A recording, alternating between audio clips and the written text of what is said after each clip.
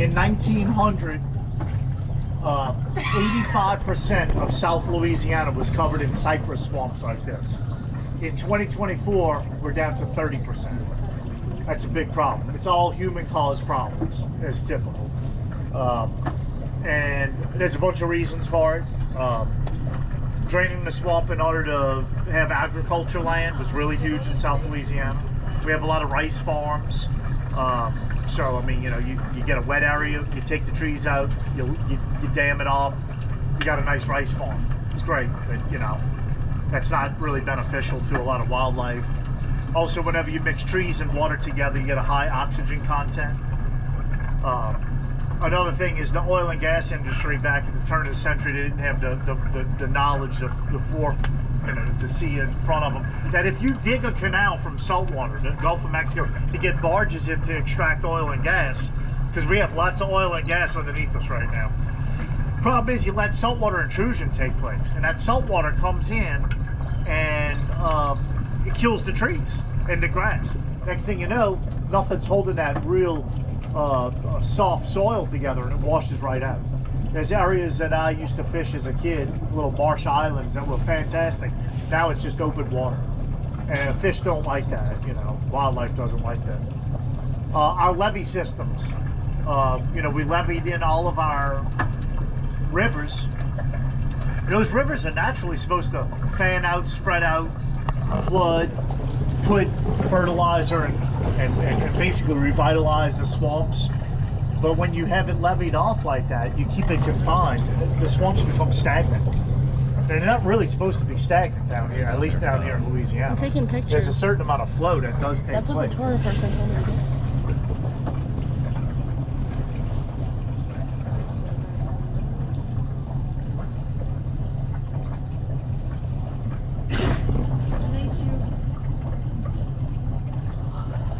Now we can get back the wetlands we've lost. We've lost an area the size of Rhode Island since 1900. And we can get it back in about 25 years. What we destroyed in 100 years, we can get back in 25. But you have to be able to do some, you know, do a little sacrificing in the meantime to get it back to what it was. There's a big problem though. Government bureaucracy is in the way. And somebody's gonna get upset when you have to try to rebuild a lot of the swampland. And also, we have so many people living on the edges of swamps and rivers now that you would basically have to remove people in order to do the right thing environmentally in order to get these swamps built back. So it's really a difficult situation. But one of the main things you can do is open up sections of levee and allow the river to spill back out with that sediment and rebuild land really rapidly. 3 million cubic tons of sediment pass a 100-yard spot on the Mississippi River every minute. That's enough to really just build land back really rapidly. But you have to open up sections that are either human habitation or it could ruin certain industries, like you know, seafood industry, for a short period of time. But, somebody's going to be upset at some point. It's the only way to get it back. So I'll come back here. This is the end of the waterway back here, and sometimes I spot wild pigs back here, so that's why I always come all the way to the back end here. Let's see.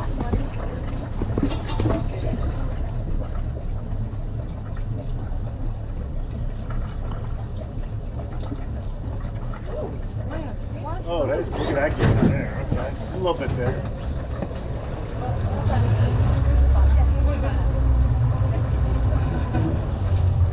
I cooperate. Maybe I could call him over. He's like, yeah, no. This is him at full speed. Well, I can always try this number. And, oh, okay. So don't let their lethargic behavior fool you, folks, okay? I mean, yeah, he's like, he doesn't have to move quick. How old is that one? That's going to be about a 4-year-old alligator. They grow about a foot a year. Let's see how slow he is. He's probably a little on the cool side, a little cold. Oh, well, he didn't even eat it. Well, okay, maybe he will. was very slow. Yeah, he's probably not up to that magical temperature that they want to be at. Yeah, you see, he's not even. You know, that glottis, their throat muscles have to be about 80 degrees Fahrenheit for them to consume stuff. So he's got that instinct that he wants to eat it, but yeah, I mean, you see how slow he is. He's just. This feels like a great day to you, but the water temperature's in the 60s. That's cold for an alligator. The bumps and ridges on its back, that's the solar panels of the alligator. They move by using the back end of their tail. It's a paddle, it's flat. And when we go down river and we find some warmer water, we might have him move a little bit quicker. His arms are just there for guidance or climbing up on stuff. It's on his back. He said, look at that. Yeah, he's giving it a piggyback ride. We have our alligators trained for this. Look at it. Sit on him. He's trying to perform tricks for us. So if the water is cold and they got into a situation like where they have to fight, would they be able to put up like a proper An alligator, if they're chilly? Yeah. To a certain extent, yeah, but it'd be a very quick, short-lived thing. Okay. They would use any bit of energy they have. Yeah. They are the masters of conserving energy. Oh, wow. Okay? That's why they've lived for millions of years. They don't have to do a whole lot if they don't want to, because they can eat a meal and go a month without eating a meal again. So. You'll pull up over here for a second and spin around.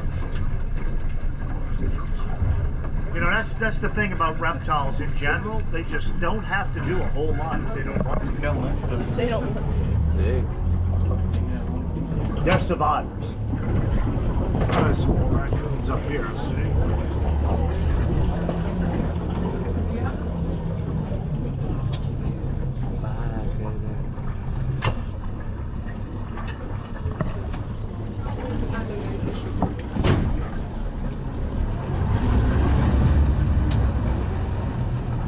I thought I saw a raccoon. Maybe I did. Oh, there you go. Like I said, no shortage of these guys. There's a little bit of land back here. Now, land to you and land to me are going to be two different things, but there's a little land, and that's why I come back here, because sometimes these wild pigs will come walking through here. So would that 4-foot gator go after the raccoon? He's a little too small for that. Yeah, I could maybe on a small raccoon, but it's probably not worth it for him to even do it, because you know it's dangerous for an alligator to even eat most prey, because most prey like a raccoon is going to fight back, bite, claw, scratch. So usually a bigger alligator will grab them where they can just get one good crunch down on them and kill them. An alligator like that, he would get clawed up, beat up, ripped up, but he can still do it, you know. But usually your 8-footers and above are the ones that really go after raccoons, when they can just grab them and pull them down immediately. I leave now.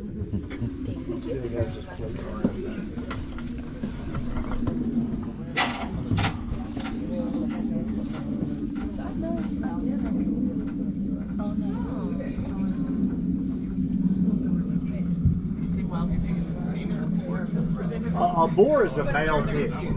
A sow is a female. So you have boars and sows. But it's a wild pig. Yeah, it's all pigs that were actually brought